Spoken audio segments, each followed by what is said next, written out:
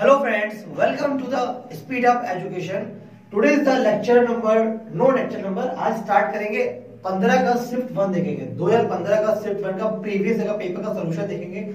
इस previous year के paper का सॉल्यूशन कराने का मतलब सिर्फ इतना ही है कि जितना मैंने पढ़ाया उतना आप कर पा रहे हैं या नहीं कर पा रहे हैं, सिर्फ आपकी नॉलेज चेक करने का प्रीवियस पेपर के थ्रू, राइट। जितना मैंने आज तक आपको पढ़ाया वो कितना आपके लिए इंपॉर्टेंट है, कितना आपने गेन किया या मेरा पढ़ाया हुआ कितना काम आ रहा है आपके लिए, वो आज हम चेक करेंगे। जितना जितना मैंने पढ़ाया है वो आपके काम के लायक है या नहीं, सिंपली सी बात इतनी है, राइट। एक बात तो ये हो गई। दूसरी बात, I am also in academy, आप लोग जानते हो, ठीक है। तो देखते हैं वन बाय वन जितने भी क्वेश्चन आए हुए हैं। 2015 का शिफ्ट 1 है, 2015 का शिफ्ट 1 है। इसका पेपर आपको डिस्क्रिप्शन के लिंक पे दिया हुआ है। कहां पे दिया हुआ है? डिस्क्रिप्शन का लिंक, उसी में जाकर क्लिक करेंगे, वहां पे लिंक दिया हुआ, पेपर का पीडीएफ आपको दिया हुआ, वो डाउनलोड कर लीजिए। क्वेश्चन आप वहां से देखिए, सोल्यूशन मैं आपको दे रहा हूं। क्वेश्चन आप वहां पे देखेंगे, सोल्यूशन मैं आपको दे रहा हूं। तो एक क्वेश्चन है, क्वेश्चन नंबर 142। क्वेश्चन नंबर है 142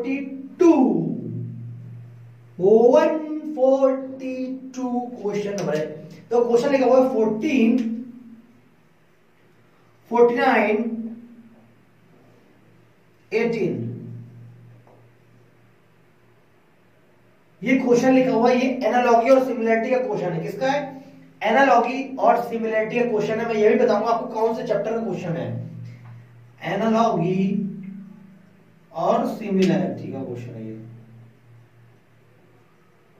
ठीक है। ये क्वेश्चन एनालॉगी और सिमिलरिटी का, और जब मैंने पढ़ाया था तो एनालॉगी और सिमिलरिटी में जब मैंने फर्स्ट पढ़ाया था, सेकंड क्लास थी, फर्स्ट इंट्रोडक्शन था इसका, सेकंड क्लास में नंबर से क्वेश्चन कराया था। सेकंड क्लास में मैंने ऐसा क्वेश्चन डिस्कस किया था। अब इसको सॉल्व करने का तरीका क्या होता है? इसका रिलेशन जिस प्रकार होगा वही सेम रिलेशन इसका इस प्रकार होगा, वो नंबर निकालिए। How 14 related to 49 in the same manner 18 related to what and which number, right. अब देखिए 14 से बना है 49, कैसे बन गया 14 से 49, ये देखने वाली बात है यहां पर।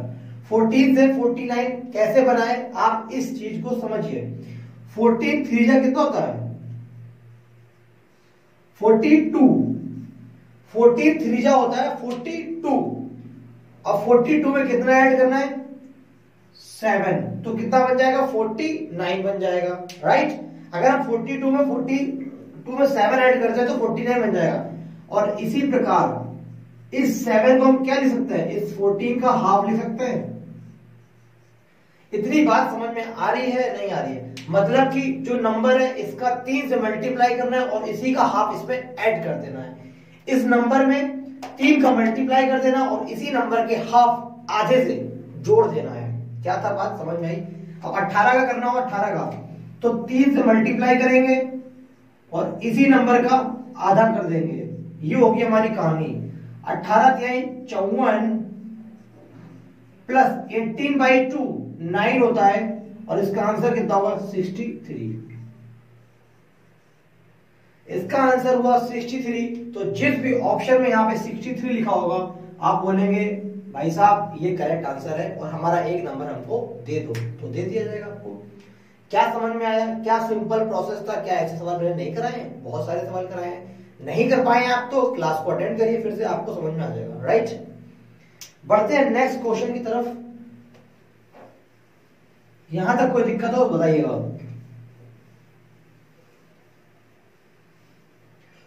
क्वेश्चन नंबर 142 के बाद आया 143।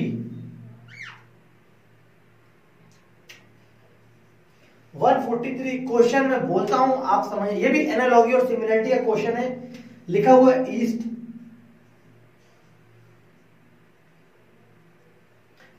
नॉर्थ वेस्ट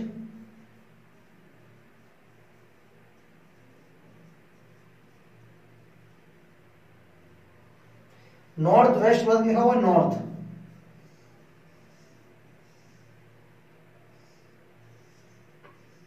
ये फाइंड आउट करना है आपको। ईस्ट का रिलेशन नॉर्थ वेस्ट से और नॉर्थ का रिलेशन किससे होगा आपको ये बताना है दोस्तों, ठीक है।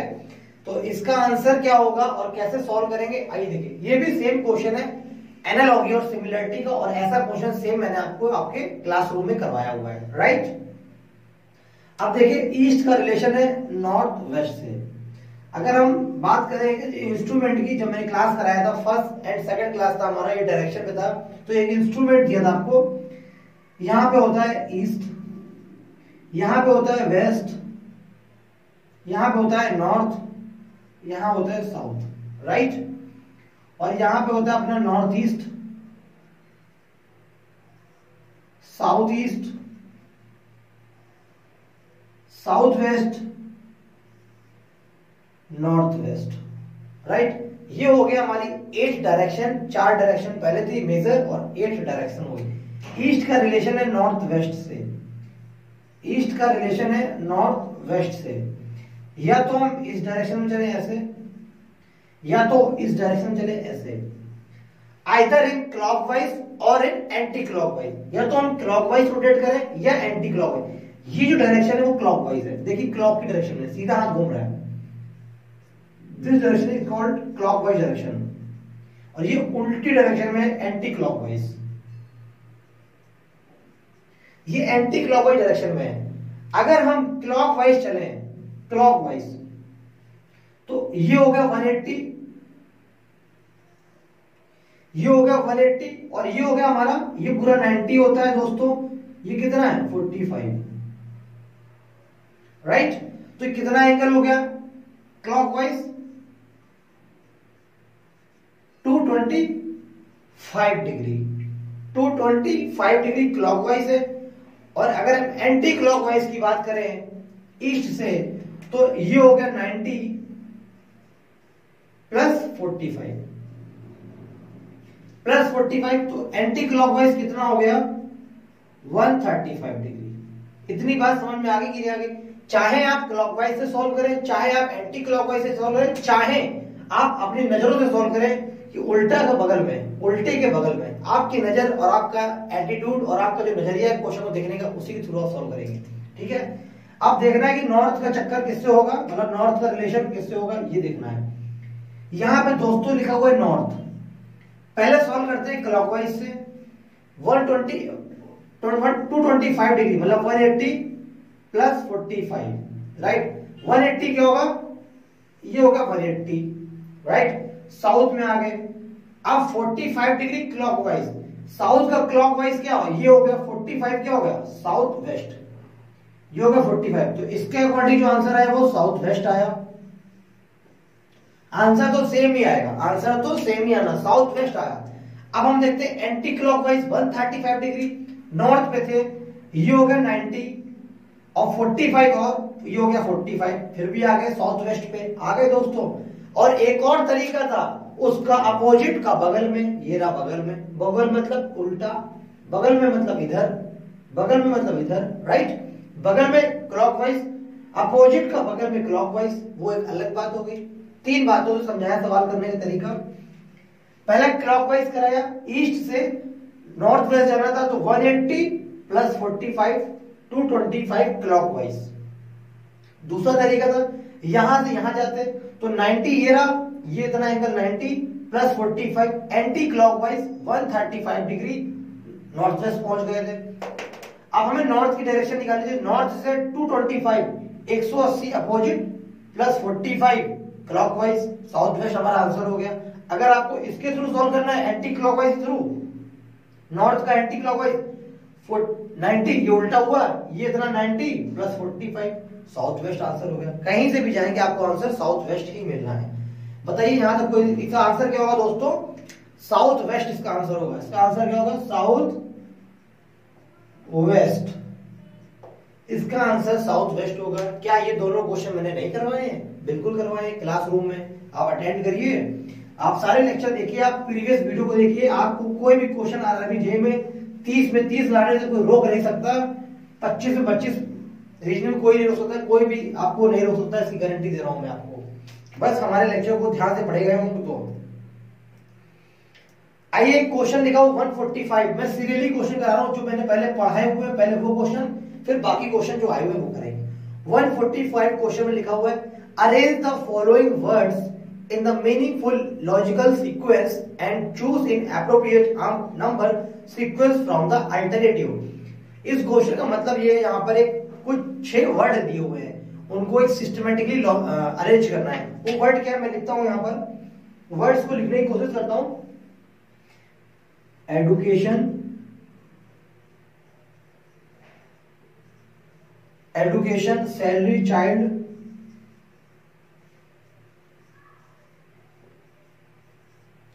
Child, apply, infant, employment.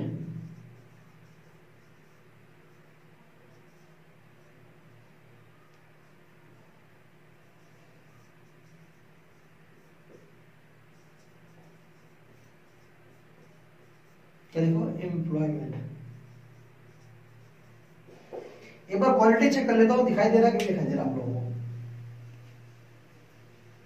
या एवरीथिंग इज फाइन। एम्प्लॉयमेंट लिख दिया, राइट। तो ये हो गया एम्प्लॉयमेंट की कहानी। अब इसके बाद देखते हैं यहां पर कि दिक्कत क्या है। इसका एम्प्लॉयमेंट हो गया, राइट। एक बार एक लिख लेता हूं, चलिए ठीक है। ये नंबर लिखे हुए थे 1 2 3 4 5 6 और ऑप्शन दिए थे बहुत सारे 5 3 1 4 2 6 5 3 1 4 2 6। एक ऑप्शन ये है, एक ऑप्शन ये है, तीसरा ऑप्शन ये है, एक क्वेश्चन ऑप्शन ये है। ठीक है, ये 4 ऑप्शन लिखे हुए हैं आपके, इनके आंसर देने हैं। ठीक है, इनको सीक्वेंसली अरेंज करना है। देखिए इन्फेंट होता है, बिल्कुल बच्चा होता है, जो किड बोलते हैं, जब पैदा होता है बच्चा वो इन्फेंट होता है, राइट। तो सबसे पहले आएगा छोटा बच्चा इन्फेंट, 5 नंबर पहले आएगा। ये आएगा, तो ये ऑप्शन नहीं होगा क्योंकि इसकी स्टार्टिंग जो हो रही है वो 3 से हो रही है। और 3 चाइल्ड है। चाइल्ड तो बच्चा जब बड़ा हो जाता है, 5 6 7 8 साल का हो जाता है तब वो चाइल्ड होता है। उससे पहले वो इन्फेंट रहता है, जब 1 साल से कम होते हैं वो इन्फेंट होते हैं। ठीक है, मतलब बहुत छोटे पैदा ही होते हैं उनको इन्फेंट बोलते हैं। तो इन्फेंट होगा, स्टार्ट हमारा 5 से होगा, तो ये तो हमारा ऑप्शन हट गया, तो इसको हम यहाँ रास्ते से साफ कर देते हैं। ठीक है, ऑप्शन एलिमिनेशन के थ्रू सॉल्व करते हैं। 5 होगा इन्फेंट, इन्फेंट के बाद कौन होगा, फिर वो चाइल्ड बनेगा। 5 के बाद 3 आएगा, तो दोनों ऑप्शन में 5 के बाद 3 है। 1 भी आ रहा है, इसमें एजुकेशन के बाद आना है, यहाँ पे 1 तीनों में 1 आ रहा है, एजुकेशन आएगा। अब देखते हैं एजुकेशन के बाद क्या आएगा, वो कहीं पे अप्लाई करेगा। जब आपने 12th पास किया तो आपने बीटेक के लिए अप्लाई किया था, यूपीटीयू, एआईट्रिपल, आईआईटी के फॉर्म भरे थे, या डिप्लोमा के फॉर्म पॉलिटेक्निक के लिए फिल किया था। जब आपने 12th या 10th पास कर ली थी, 10th वालों ने डिप्लोमा भी किया है, 12th वालों ने भी डिप्लोमा किया है, और 12th वालों ने बीटेक भी अप्लाई किया है, राइट। तो आपने पहले अप्लाई किया था, तो 4th होगा अप्लाई करना। तो यहाँ पे इसमें बताएगा क्या, 4 आएगा। या तो ये होगा, तो ये होगा, ये 6 वाला नहीं होगा। 6 वाला क्यों नहीं होगा, क्योंकि एम्प्लॉयमेंट, एम्प्लॉयमेंट कहां से आ गया, आपने एजुकेशन ली, एम्प्लॉयमेंट कहां से, पहले एजुकेशन लेंगे फिर अप्लाई भी करेंगे। फिर एजुकेशन में आपने अप्लाई किया, 4 अप्लाई कर दिया। जब आपने अप्लाई किया उसके बाद क्या मिलेगा, अप्लाई करने के बाद आपको क्या मिलेगा, एम्प्लॉय मिलेगा, नौकरी मिलेगी। जब आपने नौकरी में अप्लाई कर दिया, आपको नौकरी लग गई, तभी तो सैलरी मिलेगी। पहले सैलरी थोड़ी मिलती है, पहले भाई एक महीने काम करते हैं फिर सैलरी हमारे अकाउंट में आती है। सैलरी कब ट्रांजेक्ट होती है, जब हम 1 महीने वर्क कर लेते हैं या 20 डेज वर्क करते हैं। पहले एडवांस सैलरी तो कहीं मिलती नहीं, एडवांस सैलरी तो कॉन्ट्रैक्ट को मिलती है, कॉन्ट्रैक्टर को मिलती है, एम्प्लॉयमेंट को नहीं मिलती है, राइट। तो एम्प्लॉयमेंट में आएगा नंबर 6 और फिर आएगा नंबर 2 सैलरी का। तो जो 4th ऑप्शन है वो करेक्ट होगा और ये गलत हो जाएगा। हमारा जो राइट आंसर होगा वो ये होगा, पहले होगा इन्फेंट, देन चाइल्ड, फिर एजुकेशन, फिर अप्लाई, फिर एम्प्लॉयमेंट और देन सैलरी, राइट। ये इसका सीक्वेंस ऑर्डर था।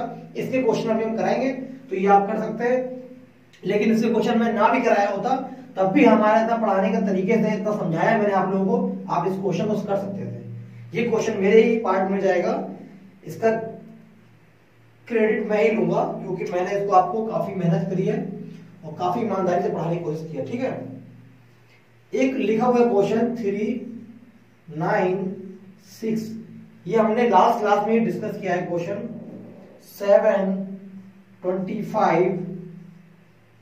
12 11 15 और यहां पर क्या आएगा ये बताना है। ऑप्शन देता हूं,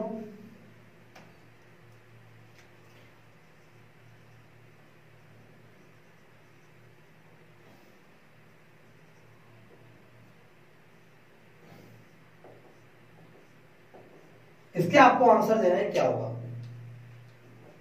ये लिखा हुआ है, ये दिया ये दिया, इसके बराबर ये यहां पे फाइंड आउट करना क्या होगा, राइट। अब देखिए क्या होगा इसमें, फटाफट आंसर बताइए, इसका आंसर क्या होगा। मैंने इसका क्वेश्चन कल ही कराया है। देखिए यहां पे लिखा हुआ 3 और 6, अगर हम 6 - 3 कर दें कितना आ जाएगा, 3 आ जाएगा। और अगर 12 - 7 कर दें तो कितना आ जाएगा, 5 आ जाएगा, राइट। दोनों फर्स्ट और लास्ट नंबर का हमने डिफरेंस ले लिया, क्या ले लिया, अंतर ले लिया, घटा दिया। 12 में से 7 गए 5, 6 में से 3 गए 3। अब आपको एक चीज दिखाई दे रही होगी, अगर हम इनको स्क्वायर कर दें तो कितना हो जाएगा, 9 और 25। क्या यही वो दो नंबर है जो बीच में लिखे हुए हैं, 9 यहां लिखा हुआ, 25 यहां पे लिखा हुआ है। तो इस केस में क्या होगा, इनका जो डिफरेंस होगा 15 - 11 वो 4 बनेगा। और जैसे ही 4 बनेगा तो हम इसका क्या कर देंगे, स्क्वायर वर्ग कर देंगे। वर्ग करते हैं, यहाँ पर 16 आंसर आ जाएगा। और जैसे 16 आ जाएगा इसको हम हटाएंगे और यहाँ पे क्या लिख देंगे दोस्तों, 16, 1 6 16 लिख देंगे। और इस आंसर को टिक करते हुए एक नंबर लेके हम आगे बढ़ जाएंगे। बताइए, अभी तक मैंने 4 क्वेश्चन आपको कराए, जिसने हमारी क्लास अटेंड करी वो 4 क्वेश्चन सिर्फ और सिर्फ 30 सेकंड के अंदर 4 सवाल यह कर सकता था। मैक्सिमम 1 मिनट लगता उसको इन चारों क्वेश्चन करने में। लगता कि नहीं लगता, ईमानदारी से बताइए, लगता, बिल्कुल लगता। मैं अपने पढ़ाई हुए पे हमेशा बिलीव करता हूं कि जो मैं पढ़ाऊंगा वो आपको 100% आप सही करेंगे, राइट। आप 100% सही करेंगे जो चीज मैं पढ़ाऊंगा, राइट। तो यहां तक कोई डाउट तो है नहीं। अब एक क्वेश्चन और देखते हैं, 147 नंबर क्वेश्चन। 147 क्वेश्चन लिखा हुआ, in a certain language 792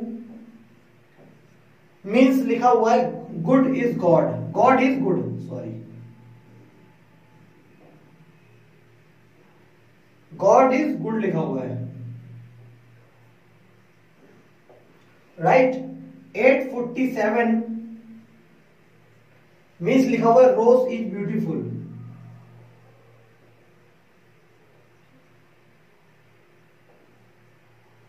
rose is beautiful.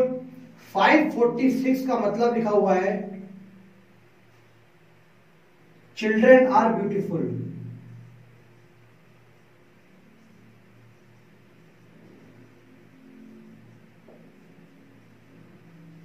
ये लिखा हुआ था क्वेश्चन आपको।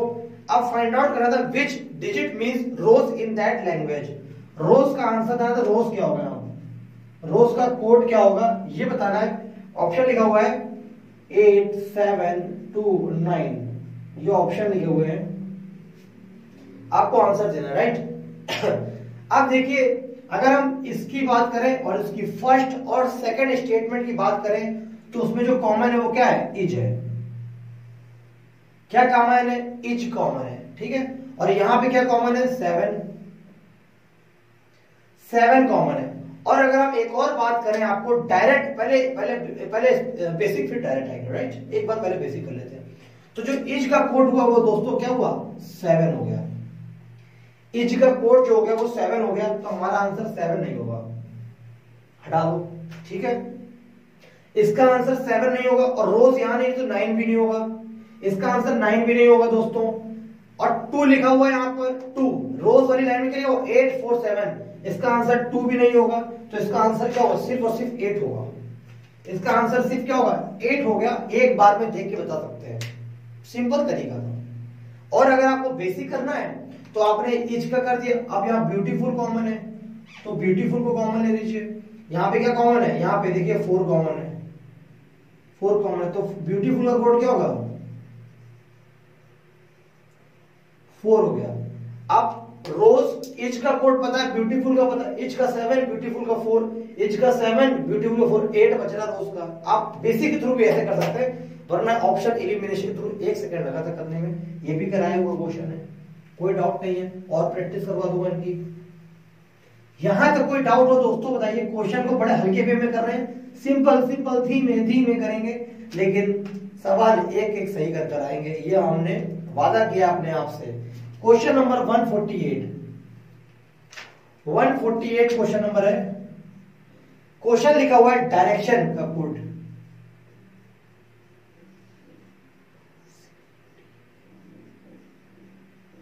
डायरेक्शन का कोड हमें गिवन है rid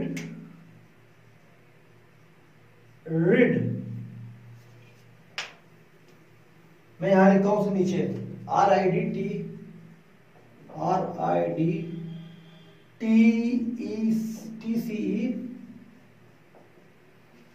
RIDTCENOI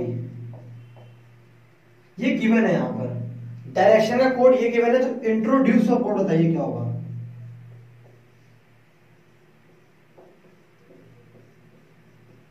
इंट्रोड्यूस का कोड निकालना है और बहुत सारे ऑप्शन, 4 ऑप्शन अलग अलग दिए हुए हैं, उनको मैं बाद में लिख दूंगा।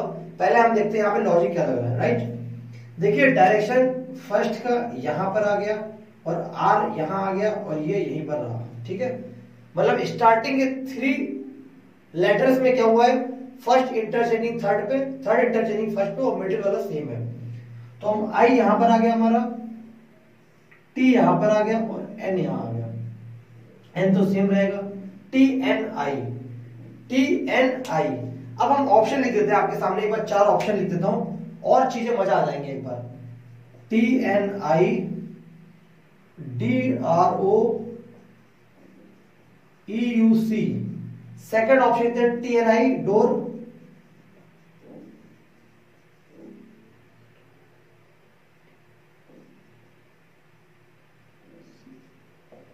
थर्ड ऑप्शन लिख देता हूं ECUDORTNI। फोर्थ ऑप्शन था TNIDOREUC।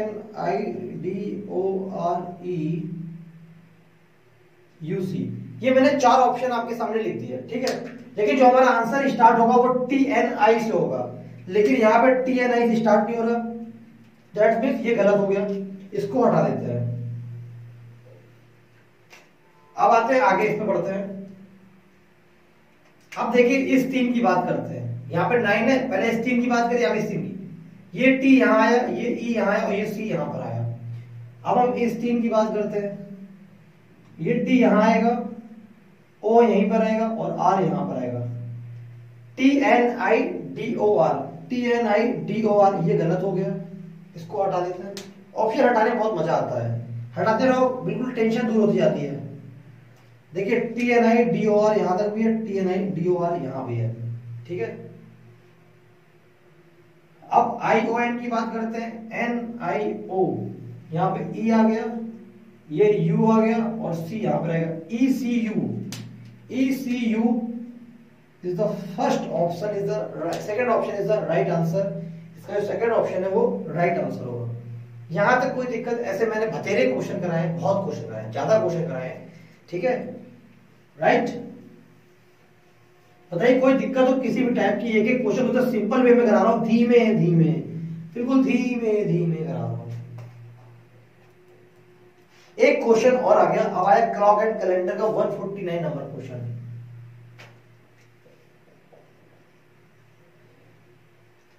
A clock is placed on the table in such a way that at 5:15 p.m. एक क्लॉक है जिसमें टाइम हो रहा है, वो टेबल पे रखी हुई है, 5:15 हो रहा है। टाइम कितना हो रहा है? 5:15 टाइम हो रहा है उस पे। राइट, 5:15 टाइम हो रहा है। राइट, 5:15 टाइम हो रहा है उस पे। 5:15 टाइम हो रहा। The minute hands point two south. अब बोल रहा है, ये देखो आपको पता है ये 5:15 और ये मिनट हैंड है, ये आवर हैंड है। बोल रहा है ये साउथ पर है। मिनट एंड हैंड्स मतलब जो सुई मिनट वाली घड़ी है वो क्या है? साउथ पर है। In which direction the hour hand will point at 7:30 PM। 7:30 PM पे आवर हैंड कहां होगी ये पूछ रहा। राइट, अब देखिए 5:15 की बात हो रही थी दोस्तों। 5:15 में जो मिनट वाली सुई थी हमारी जो मिनट वाली सुई थी वो कहां पर थी? साउथ पर थी। ये तो कहा है, क्वेश्चन ने कहा है, एग्जामिनेशन RRB ने कहा है कि जो मिनट वाली सुई थी वो साउथ पर थी, लेकिन समयानुसार, घड़ी के अनुसार, बाय द क्लॉक, कहां पर है मिनट की निडिल? ईस्ट में है। क्यों ईस्ट में है? जो 5:15 हो रही है ये है मिनट वाली निडिल, और आपको पता है ये कहां है? ईस्ट है। ये क्या है दोस्तों? ईस्ट है। ये ईस्ट है, पर ईस्ट बराबर क्या दे रखा है? साउथ दे रखा है। ईस्ट बराबर साउथ दे रखा है। और एक बार अगर हम ये बना लें, ईस्ट बराबर साउथ दे रखा है, ईस्ट बराबर साउथ दे रखा है। ईस्ट का मतलब क्या है? यहां पर साउथ है, राइट? ईस्ट का मतलब क्या है? साउथ। फिर से समझिए, ईस्ट का मतलब साउथ है, ये साउथ यहां पर है। इसका मतलब ये जो है क्या है, ये कुछ ऐसे घूम गया है, तभी तो साउथ यहां पर आया। साउथ यहां पर आने का मतलब क्या है? Anti clockwise 90 degree, anti clockwise 90 degree हुआ है, तभी तो साउथ यहां पर आया है। ये हमारी मिनट वाली के साथ हुआ। लेकिन हमें जो फाइंड आउट करना है, 7:30 पर घंटे वाली सुई कहां होगी?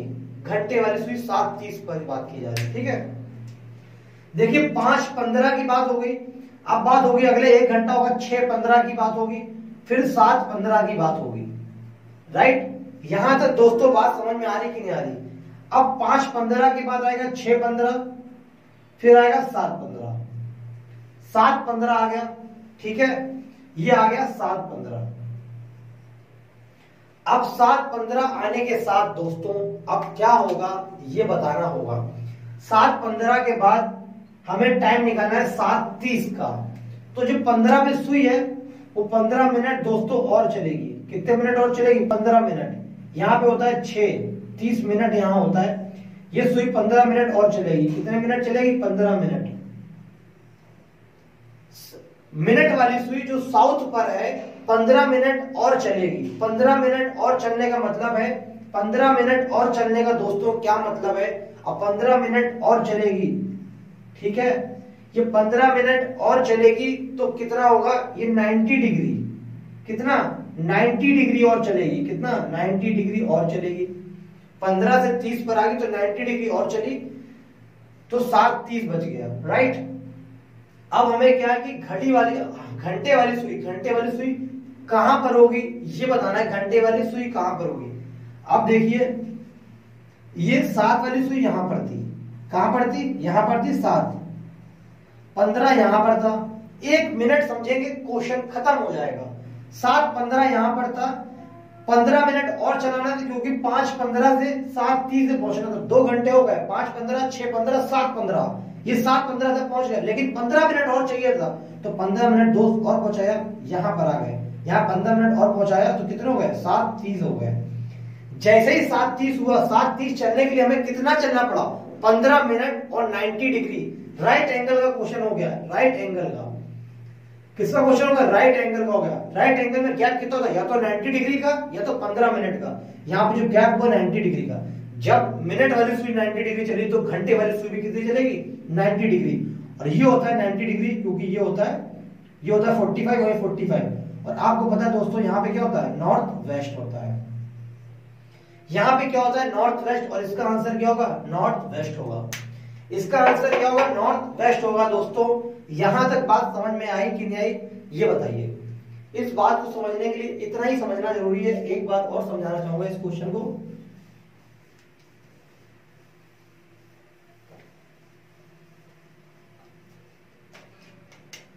सात 30 का टाइम निकालना था, ठीक है? देखिए ये यंत्र बनाया हुआ है, ये ईस्ट है, ये साउथ है। अब पहले टाइम कितना हो रहा है? 5 और ये 15, ठीक है? इसको घड़ी बना लो, क्या दिक्कत है? राइट? 5:15 हो रहा टाइम। अब 5:15 के बाद आएगा फिर 6:15, ये टाइम हो जाएगा 6:15। फिर उसके बाद क्या आएगा? सॉरी 6:15 तो यही हो जाएगा, ये हो गया 6:15। फिर आएगा 7:15, 7:15 हो गया। लेकिन टाइम कितना है? 7:30 जाना था। सुई यहां चल के आएगी, ये यहां पर आ जाएगी। जब ये 15 मिनट चलेगी, मतलब 15 मिनट 90 गैप का चलेगी, 90 का गैप करेगी मेंटेन, तो 90 का गैप इसे भी मेंटेन करना पड़ेगा। ये सुई यहां पर आ जाएगी 7 वाली, ये होता है नॉर्थ वेस्ट। बस ये आंसर हो जाएगा सिंपली, ठीक है? बड़े आगे clear, doubt no doubt. Right angle वाला क्वेश्चन है, मैंने आपको अच्छे से कराया हुआ है।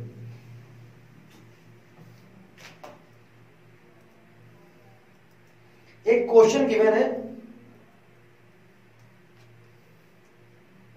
ये क्वेश्चन मैंने बहुत बार कराया आप लोगों को, जो नंबर सीरीज पढ़ाई है।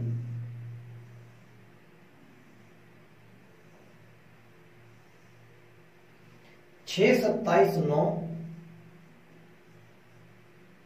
8 28 7 11 इन ब्रैक, ये फाइंड आउट करना। चार ऑप्शन है 33 29 22 31, ये चार ऑप्शन गिवन है। राइट, आपको ये क्वेश्चन मार्क में फाइंड आउट करना है। मैंने बताया था जहां पे भी नंबर बड़ा होगा लॉजिक घुमा फिरा के वहीं पर लेके आना है। जो नंबर सबसे ज्यादा लार्जेस्ट लिखा होगा लॉजिक को घुमा फिरा कर वहीं पर लेकर आना है। देखिए नंबर सबसे बड़ा क्या लिखा हुआ, ये लिखा हुआ, लॉजिक को घुमा फिरा के यहाँ लाना है। अगर 6 into 9 करें कितना होगा 54, और 54 को 2 से डिवाइड करते हैं कितना होगा 27, 8 into 7 करते कितना होगा 56, और 2 से डिवाइड करें कितना 28। इन द सेम मैनर 11 into 4 करते डिवाइड 2 करते कितना होगा 44 22। Third answer is the right answer. ये क्वेश्चन नंबर क्या था ये बता देता हूं आपको। क्वेश्चन नंबर 150 था, ये 150वां क्वेश्चन था, और इसका आंसर हुआ थर्ड ऑप्शन 22। राइट, अब पर चलते हैं वो क्वेश्चन जो हमने आपको अभी तक नहीं पढ़ाया, वो क्वेश्चन करा देते हैं, क्योंकि सॉल्यूशन कराना है, सारी चीजें बतानी है। अभी तक जो मैंने पढ़ाया था वो कराया आपको, और उसमें से कोई भी क्वेश्चन एक नहीं फंसा होगा, इसकी मैं आपसे गारंटी ले सकता हूं। कोई भी क्वेश्चन फंसा हो तो बताइए ईमानदारी के साथ। एक क्वेश्चन लिखा हुआ है एमंग, एक सेकंड क्वालिटी चेक कर लेते हैं यार, ठीक है everything is fine, time is over. Among 6 objects B weighs half as much as E, B weight लिखा हुआ है as half much as E लिखा हुआ है, बी का वेट लिखा हुआ है as half much as E. Among 6 object B weight half as much as E, B weight है half much as E, B weight half as much as E, B का wait half है। F weighs 2.5 times as much as C, जो B का wait है वो, sorry जो F का wait है वो as much as हाफ 2.5, ढाई बोलते हैं, ढाई को बोलते हैं 5/2, और ये C के वेट के बराबर है। F weight 2.5 as much as C, right. और लिखा हुआ है A weight half as much as D, A weight half as much as D, A weight half as much as D, right, and twice as much as C, and twice as much as C, right. Next instruction क्या दिया हुआ है, D weights 3 times as much as E, D weighs 3 times as much as E, right? Which is the correct sequence of weights in ascending order या descending order, इस तरह से बताना है। अब हमारे पास ये स्टेटमेंट बन गया आके, अब हम इसको पहले सिंप्लीफाई कर लेते हैं। इसको क्या कर देते हैं, इनको सिंप्लीफाई कर लेते हैं। इनको सिंप्लीफाई किस तरह से करेंगे ये देखते हैं। B = 2E लिख दिया, जब मैं पढ़ाऊंगा तो और अच्छे से एक्सप्लेन करूंगा इन सब चीजों को। 5F बराबर 2C लिख दिया, A बराबर 2D कर दिया, और 2A बराबर C कर दिया, 3D बराबर E लिख दिया। इसमें क्या करते हैं हम एक वैल्यू मान लें, क्योंकि हमें यहां पे ऑर्डर डिसाइड करना टू मच डिफिकल्ट टास्क है। इनका रेशियो लेना पड़ेगा, फिर के मानना पड़ेगा, फिर एलसीएम लेना पड़ेगा, लंबा काम है। अगर हम यहाँ पे कोई वैल्यू मान लें जो सबसे कटती हो, ये एक एलसीएम ले लें, एक तरह से बोल सकते हो, तो वो अगर हम ले लें तो हमें ये पता करना आसान हो जाएगा कि कौन सी वैल्यू बड़ी है कौन सी छोटी है। अगर हम देखें डी यहाँ पर 2 टाइम्स लिखा हुआ है, डी 3D और 2D, राइट, और 5 और 2 एक ऐसा नंबर है जो सबसे कट रहा था, मतलब 10 20 15 कट जाता, 20 20 30, लेकिन 3 को काटना मुश्किल पड़ जाता है 10 से। तो अगर हम d को यहाँ पे 50 मान लें, सॉरी d को क्या मान लें, 50 ना मान लें, d को हम कुछ और मान लें, ऐसा मान लें जो 3 से भी कट जाए। d को अगर हम ऐसा मान लें जो 3 से भी कट जाए, राइट। ऐसा क्या नंबर मान लें d को जो 3 से भी कट जाए, बताइए फटाफट।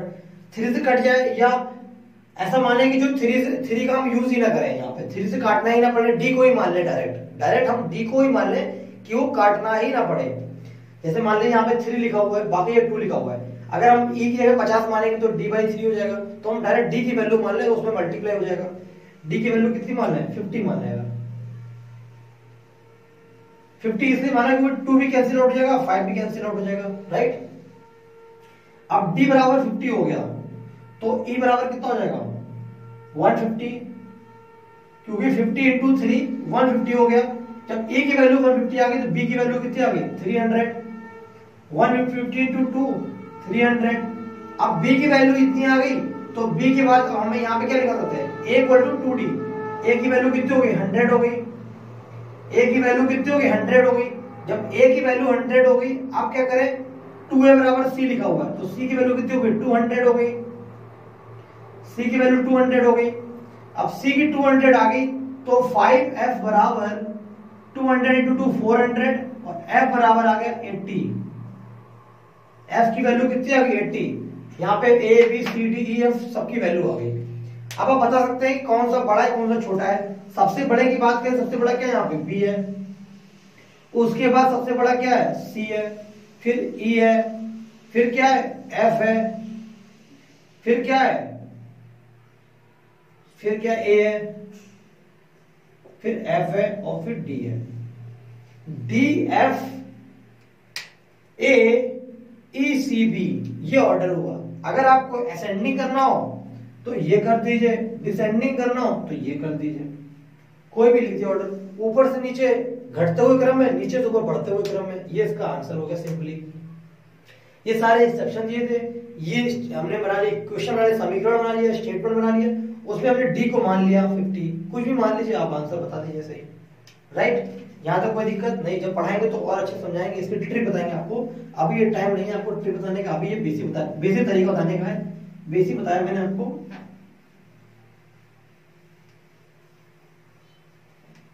एक लास्ट क्वेश्चन और है हमारा, उसको भी सॉल्व कर लेते हैं, फिर पेपर ये लगभग फिनिश पे हो जाएगा, पूरा पेपर खत्म हो जाएगा।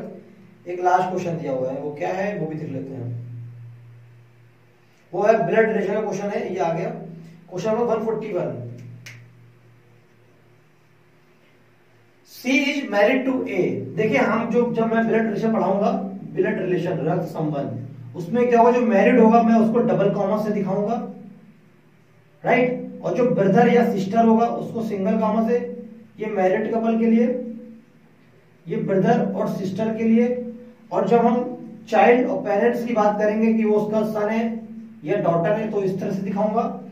और जब बात होगी ये पेरेंट्स से बात की जाएगी, पेरेंट का, तो एरो इस तरफ होगा, और जो मेल होगा वो पॉजिटिव दिखाएंगे, और जो फीमेल होगा वो नेगेटिव दिखाएंगे। मैं इस तरह से क्वेश्चन को सॉल्व कराऊंगा आपको, ठीक है। ये बेसिक इंस्ट्रक्शन होगा, जब पढ़ाऊंगा तो समझ में आएगा। लिखा हुआ C is married to A।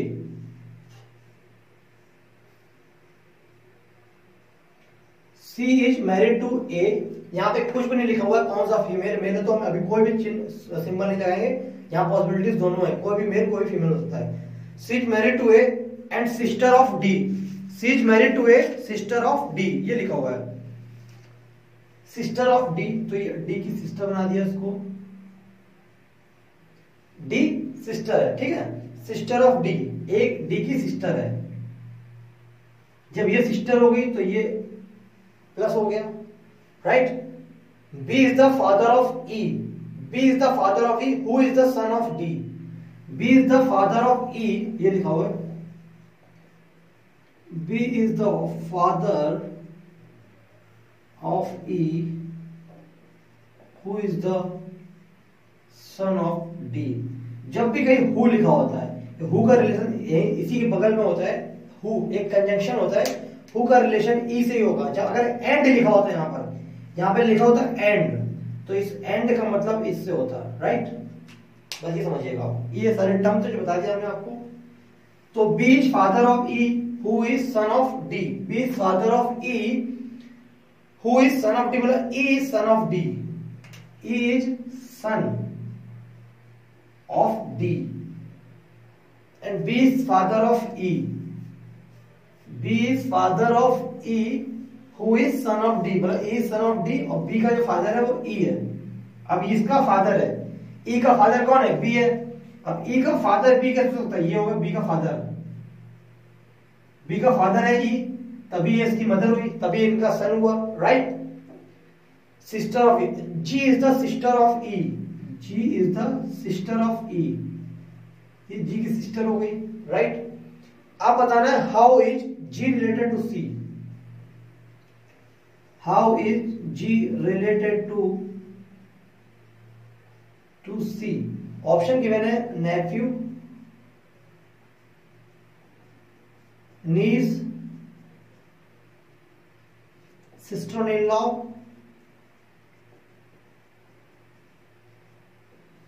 Sister, ये चार ऑप्शंस गिवन है, राइट।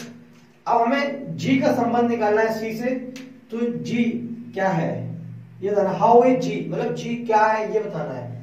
देखिए अब बात करते हैं जी, अब सी से यहां चलते हैं, जी क्या, देखो ये इसकी क्या है, भाई है, मतलब अभी यहां पे जी है, ये इसकी मदर है, मदर है ये, ठीक है, मदर, समझ गए। मदर की जो सिस्टर है, एक बार क्वेश्चन को चेक कर लीजिए क्या लिखा हुआ है, ए का कोई भी रिलेशन यहाँ पे नहीं दिया हुआ है दोस्तों, ए और सी का कोई भी रिलेशन नहीं दिया हुआ है, तो हमने ए और सी का कोई भी रिलेशन नहीं दे सकते, क्योंकि सिस्टर ऑफ डी बोला गया था ना, डी की सिस्टर है, ठीक है, सिस्टर ऑफ डी, तो डी हो गया ए, और ये ए का रिलेशन सी से लिखा हुआ, ये हस्बैंड एंड वाइफ है। अब किसी की जैसे माँ है, जो माँ, ठीक है, ये ए की सिस्टर है क्या, C is married to a sister of D, D की सिस्टर है, ठीक है, तो ये ए, ये तो ये हो गया, ठीक है, राइट। तो ई की जो मदर है उसकी सिस्टर का हस्बैंड का रिलेशन किससे होगा, तो वो क्या कहलाएगी, ये इसकी भांजी, समझ रहे, पैटर्नल वाला होता है, नीस नहीं समझ में आ रहा आप लोगों को, ये इसकी बहन हो गई, ये इनकी मदर हो गई, ये मदर की सिस्टर हो गई, और ये सिस्टर क्या हो गया, हस्बैंड हो गई, राइट। अब अपने ऊपर रिलेशन देखेंगे, जैसे मेरी सिस्टर की मदर, मेरी की बहन मेरी मौसी के हस्बैंड मेरे मौसा, क्या कहेंगे मुझे, भतीजी कहेंगे, तो इसका आंसर क्या होगा, नीस, ठीक है। अपने ऊपर लेके देखेंगे तो तुरंत ही सॉल्व हो जाएगा, और सिंपल क्वेश्चन था, जब पढ़ाएंगे तो ट्रिक बताएंगे इसकी, यहाँ से यहाँ डायरेक्ट कैसे पहुंचना है, राइट। ये था आज का पेपर, पूरा सोल्यूशन हमने किया पेपर का सोल्यूशन करने में कोई डाउट हो तो बताइएगा, कमेंट करिएगा, और आपको इसका पेपर डिस्क्रिप्शन बॉक्स में मिल जाएगा, आप डाउनलोड कर सकते हैं पेपर को और पूरा सिंपली सॉल्व कर सकते हैं, ठीक है। Thank you for watching speed up education and like me on the speed up Unacademy. मैंने परसेंटेज से क्वेश्चंस कराए, काफी अच्छे परसेंटेज और प्रॉफिट एंड लॉस की क्लासेस ले रहा हूं, और 17 मई से, ये मार्च सॉरी से हमारी लाइव क्लासेस अनअकैडमी स्टार्ट हो रही है, इसमें परसेंटेज और प्रॉफिट एंड लॉस पढ़ाऊंगा बहुत ही अच्छे तरीके से, आपसे कोई भी क्वेश्चन कभी छूटेगा नहीं अगर आप पढ़ेंगे, ठीक है। तो thank you for watching speed up and stay happy, God bless you and bye bye, good night, take care and bye bye, and happy Holi to in advance all of you, right.